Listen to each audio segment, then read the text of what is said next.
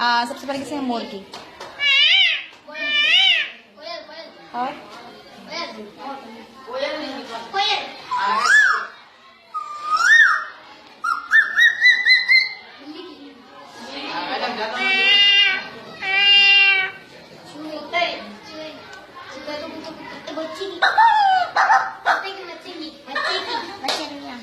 हाथी ना, छोटा वाला बच्चा, छोटा वाला बच्चा नहीं, वो जो बच्चा पैदा होता है ना छोटा सा।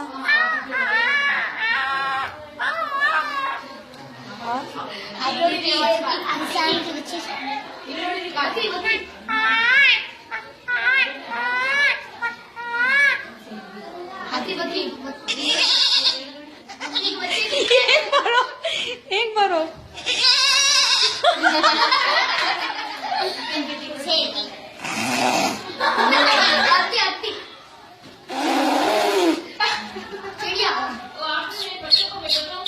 जाओ बेटा जाओ।